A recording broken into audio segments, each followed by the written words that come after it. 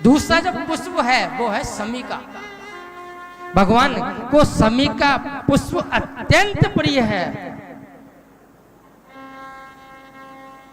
शमी पुष्प भगवान को पूजा में चढ़ने वाला दूसरा नंबर का पुष्प है। मानस रामायण में इसका उल्लेख आता है कि जब राम और रावण का युद्ध चल रहा था,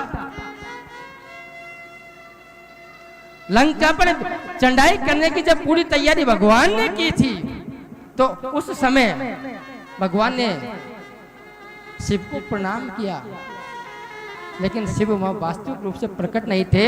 तो उनके पास एक शमी का एक पेड़ लगा हुआ था। उस शमी के पेड़ में से भगवान ने जैसे ही प्रणाम किया तो मेरे महादेव वहीं से प्रकट हो गए। बोलिए शंकर भगवान की जय।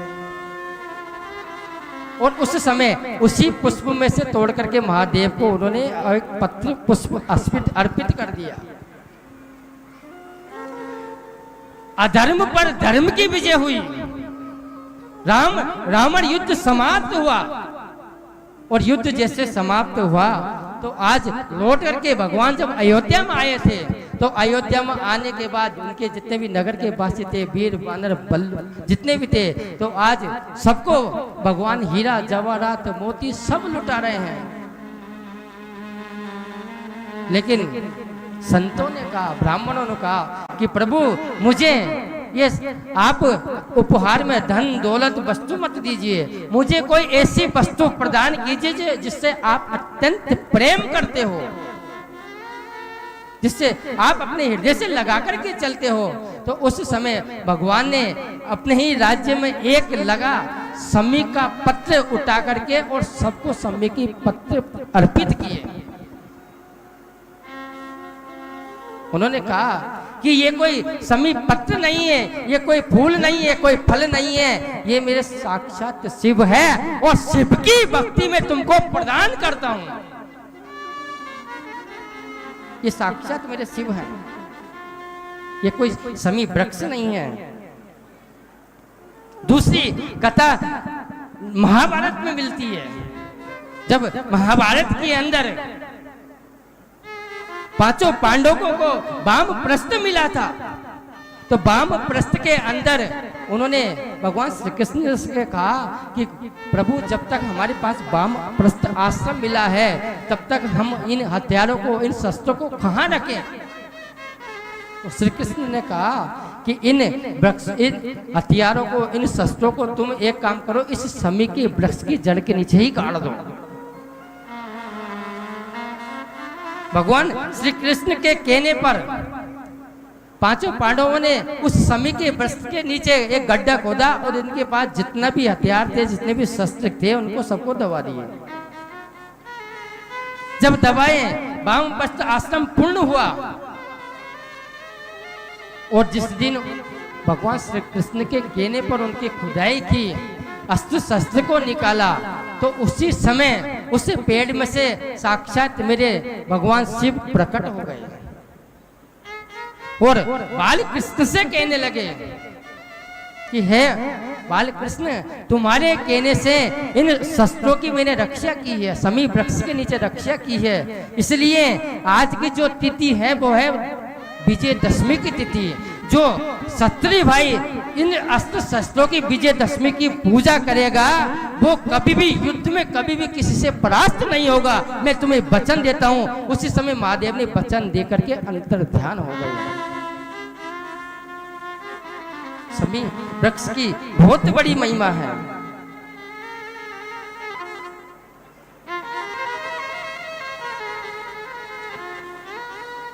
स्कंद पुराण में एक वर्णन और मिलता है। एक गुरु जी थे, उनके शिष्य थे जिनका नाम था बड़तंतु। उस बड़तंतु ने गुरु की संपूर्ण शिक्षा प्राप्त की, संपूर्ण शिक्षा प्राप्त की, और जब शिक्षा दीक्षा पूर्ण हो गई तो गुरु जी को प्रणाम करके जब अपने घर की ओर लौट रहे थे, तो गुरुजी ने हाथ पकड़ लिया, कहा कि मैंने तुम्हें संपूर्ण शिक्षा प्रदान की है, बगैर गुरु दक्षिणा के तुम कैसे जा सकते हो। मुझे गुरु दक्षिणा में कुछ उपहार दो। स्कंद पुराण कहती है कि इस परतंतु ने हाथ जोड़ करके गुरु से कहा कि गुरुदेव मैं आपको क्या आपको क्या प्रदान कर सकता हूँ, मेरे पास इतनी सामर्थ्य क्या है, एक गरीब ब्राह्मण में आपको कहां से कुछ ला करके उपहार दूं। गुरुदेव ने कहा कि तुम्हें मुझे उपहार में कुछ देना ही पड़ेगा।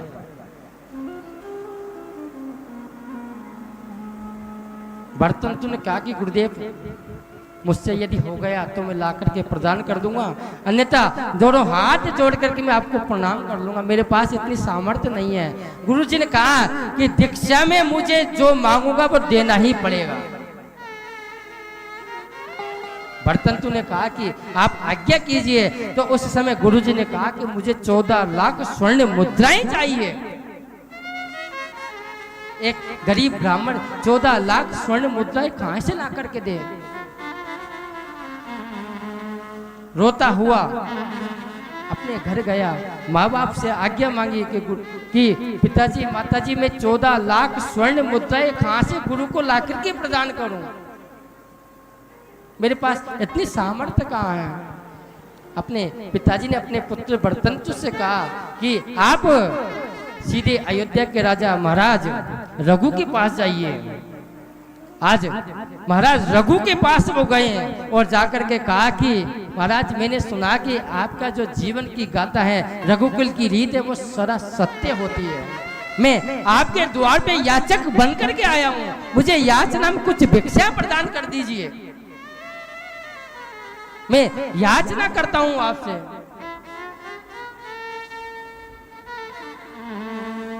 महाराज रघु ने कहा कि हे ब्रह्म बालक, आप मुझसे कुछ उपहार में मांगो तो सही है, मैं रघुकुल मणि महाराज रघु प्रतिज्ञा करता हूं कि तुम्हें जो कुछ मांगोगे मैं तुमको जरूर प्रदान करूंगा।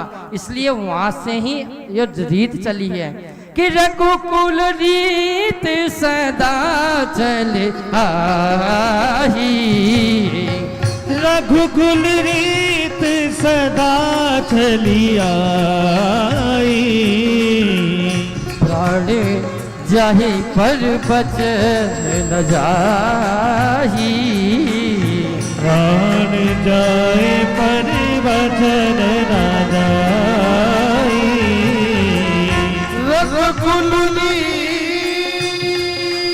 दोनों हाथ उठा करके रघुकुल रीत सदा चली आई, प्राण जाए पर बचन जाई।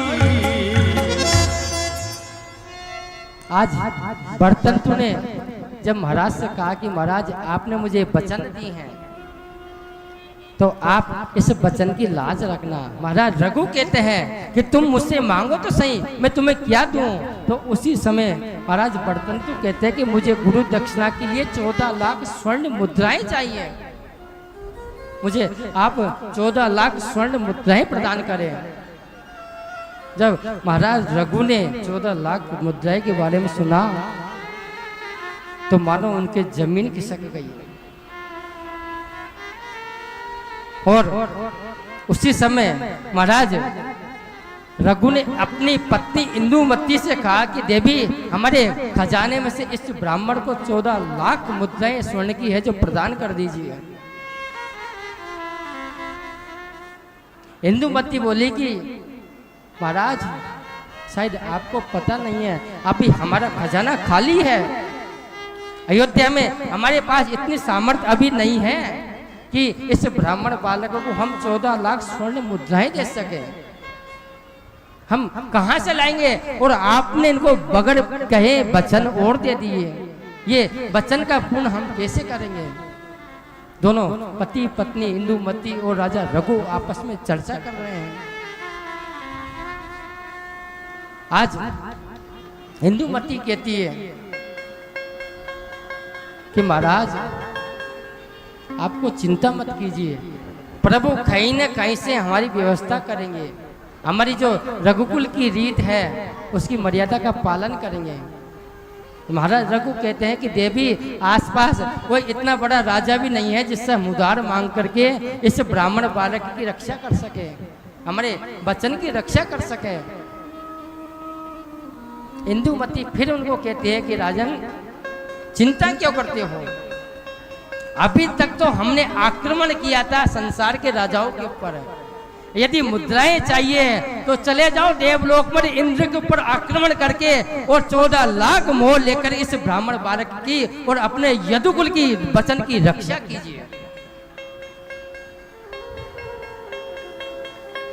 जब महाराज रघु ने चतुरंगिनी सेना सजाई और इंद्र के ऊपर जब आक्रमण करने के लिए सोच रहे थे, तो उस समय इंदुमती ने कहा कि राजन, जब युद्ध के लिए जाते हैं तो मेरे देवादिदेव महादेव को वंदन करके जाओ, महादेव का वंदन कीजिए। आज महादेव की महाराज रघु ने पूजा की और जैसे ही पूजा की तो उस समय इंदुमती ने ला करके एक समी का पत्र महाराज रघु को अर्पित किया। कहा कि राजन, ये समी का जो पत्र है मेरे महादेव को अर्पित कर दीजिए, आपका काम जल्दी हो जाएगा। जैसे राजा रघु ने उस समी के पत्र को हाथ में लिया और महादेव को अर्पित किया, उसी समय देवराज इंद्र गज में आरूढ़ होकर के महाराज अयोध्या में आ गए।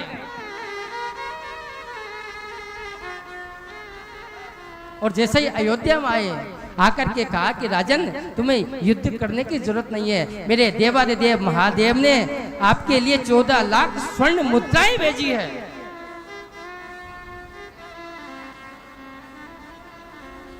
आज उन 14 लाख मुद्राओं को देख करके इंद्र अपने राज्य की ओर चले गए। महाराज रघु ने उन 14 लाख मुद्राओं को लिया और लेकर के उस बड़तंतु ब्राह्मण को प्रदान की। उसी समय उनके जो गुरुजी थे वो भी वहां प्रकट हुए। कहा कि राजन, मुझे न तुम्हारी मुद्राएं चाहिए न तुम्हारे सब चाहिए, मैं तो सिर्फ आपकी परीक्षा ले रहा था, मुझे इन सब स्वर्ण मुद्राओं की जरूरत नहीं है।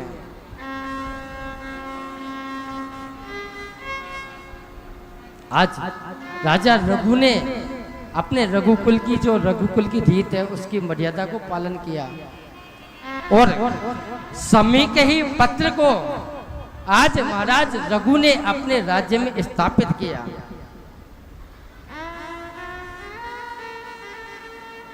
शिवरात्रि के ठीक रात्रि के 12 बजे जो व्यक्ति 108 समी पत्र मेरे महादेव को समर्पित करता है,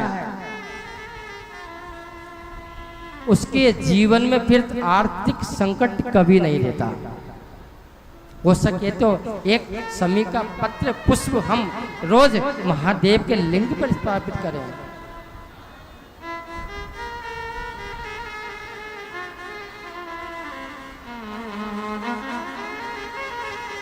मैंने सारे ना